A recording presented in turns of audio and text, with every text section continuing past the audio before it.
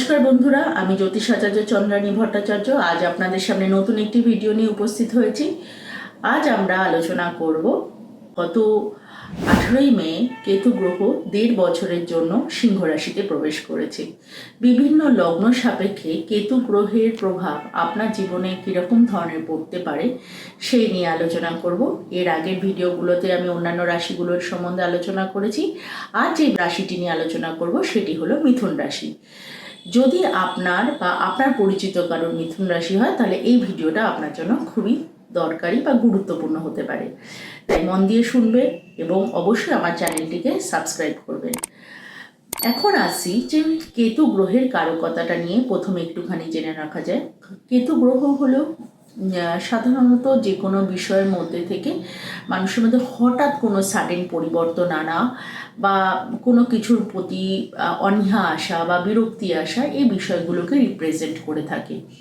এবার মিথুন রাশির যাদের লগ্ন হবে তাদের লগ্ন সাপেক্ষে তৃতীয় ভাব, এই তৃতীয় ভাবের ওপর দিয়ে কেতু গ্রহের প্রবেশ হয়েছে বা ট্রানজিট করছে। তাই তৃতীয় ভাবটি জ্যোতিষ অনুযায়ী আপনার সাহস বা আপনার পরাক্রম বা আপনার শক্তি ইত্যাদিগুলোকে বিচার করা হয়ে থাকে। যেহেতু তৃতীয় ভাবের ওপর দিয়ে এই কেতু গ্রহ ট্রানজিট করছে, সুতরাং আপনার এই জায়গাগুলোর ওপরে অবশ্যই প্রভাব ফেলবে। এছাড়াও তৃতীয় ভাব থেকে আপনার যোগাযোগের জায়গাটাকেও দেখা হয়ে থাকে। তাহলে এতদিন আপনি যেই ধরনের মানুষগুলোর সাথে যোগাযোগ করতেন বা যেই ধরনের মানুষের সাথে আপনার বেশি যোগাযোগ ছিল, সেই জায়গা থেকে হয়তো আপনার মনে হতে পারে যে এতে সাথে যোগাযোগ না করে একটু স্পিরিচুয়াল মানুষ, যেই মানুষগুলোর মধ্যে থেকে যে কেতু যেহেতু জ্ঞান বা স্পিরিচুয়াল ব্যাপারগুলোকেও দেখে, তাহলে সেই ধরনের মানুষদের সাথে আপনার যোগাযোগ করার ইচ্ছেটা অনেক বেশি হবে। হতে পারে আপনি নিজেও কোনো স্পিরিচুয়াল বিষয়ের প্রতি অনেক বেশি নিজের আকর্ষণ বোধ করতে পারেন এবং সেই বিষয় নিয়ে পড়াশোনাও করতে পারেন। এছাড়াও আপনি এতদিন ধরে যেভাবে আপনার এনার্জি বা আপনার শক্তি যেভাবে খরচ করতেন, সেই হার্ডওয়ার্কের জায়গাটার মধ্যে কিছু পরিবর্তন হতে পারে যে আপনি আপনার পরিশ্রমের জায়গাটা একটু অন্যভাবে করলেন, যে আপনার মনে হতে পারে যে না, এতদিন ধরে আমি যেইভাবে আমার এফোর্ট বা এনার্জিগুলোকে অ্যাপ্লাই করতাম সেগুলো একটু ভিন্ন মাত্রায় ভিন্নভাবে আপনি এগুলোকে অ্যাপ্লাই করি, অন্য কোনো টেকনিকে সেইভাবে জীবনে কাজ করি।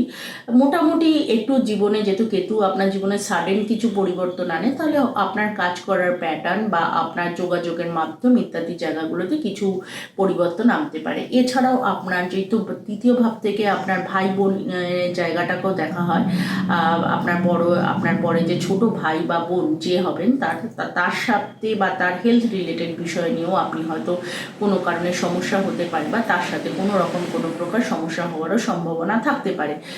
এছাড়াও তৃতীয় ভাব যেহেতু আপনার কণ্ঠস্বর বা আপনার গলার জায়গাটাকেও বিচার করা হয়ে থাকে, তা এই সময়টাতে আগামী 1.5 বছর আপনার গলা বা আপনার ভয়েস ইত্যাদির জায়গাটাতে আপনাকে অবশ্যই খেয়াল রাখা উচিত, যাতে কোনো রকমভাবে এখানে কোনো ইনফেকশন বা ইত্যাদিগুলো যাতে না হয়, সেরকমভাবে প্রিকশন নিয়ে চলাফেরা করা ভীষণভাবে প্রয়োজন রয়েছে। এই ভাবটা থেকে আপনার প্রতিবেশীদেরও বিচার করা হয়ে থাকে, আপনার নেবার যারা আপনার আশেপাশে রয়েছে তাদেরকেও করা হয়ে থাকে। তা সুতরাং এমন ঘটনা কিছু হতে পারে আপনার আশেপাশে মানুষের সাথে, যে বিষয়গুলোতে আপনার হয়তো তাদের সাথে সম্পর্ক আপনার নষ্ট হতে পারে, বা অথবা হতে পারে যে নতুন কোনো মানুষজনের সাথে আপনার নতুনভাবে কোনো যোগাযোগ বা সম্পর্ক স্থাপন করতে পারে।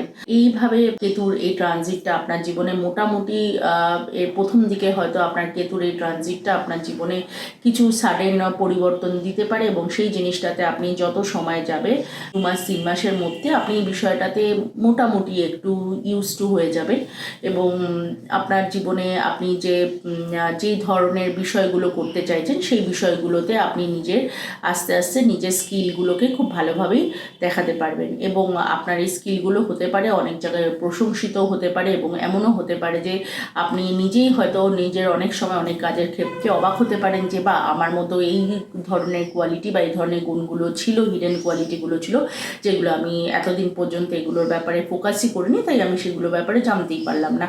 তাই এখন আমি এই ব্যাপারগুলো আস্তে আস্তে করছি, এবং আপনি এগুলোকে এনজয় করতে পারেন। যদি আপনার মনে হয় যে আপনার যেভাবে কেতু ট্রানজিট আপনার উপরে কোনো রকম নেগেটিভ এফেক্ট ফেলছে, যেহেতু যেই সম্পর্ক বা যেই বিষয়গুলো নিয়ে আগে আলোচনা করলাম, তাহলে সেই ক্ষেত্রে অবশ্যই রেমেডি স্বরূপ আপনি ভগবান গণেশের পুজো করতে পারেন। অবশ্যই তার ডুবা দিয়ে পুজো করুন, এবং আপনি যদি আপনার আশেপাশে কোনো স্ট্রিট ডগ থাকে অবশ্যই তাদের সেবা বা তাদেরকে একটু মাঝে মাঝে খাবার দিন। এটা সবচেয়ে ভালো একটা রেমেডি হিসাবে ধরা যায়। এছাড়াও যদি আপনার ব্যক্তিগত নিজস্ব রাশিচক্র অনুযায়ী বা বর্তমানে যে দশা অন্তর্দশা চলছে তার অনুযায়ী কিন্তু এই কেতু ট্রানজিট বা রাহু ট্রানজিট বা বিভিন্ন গ্রহের ট্রানজিটগুলো বিভিন্ন রকমভাবে আপনার পজিটিভ বা নেগেটিভ এফেক্ট ফেলতে পারে। তার জন্য সঠিক রেমেডি কী হতে পারে সেটি জানার জন্য অবশ্যই যোগাযোগ করুন। নিচে যাওয়া নাম্বারে এখানে যাচ্ছে, সেই নাম্বারে যোগাযোগ করুন। ধন্যবাদ আপনাকে।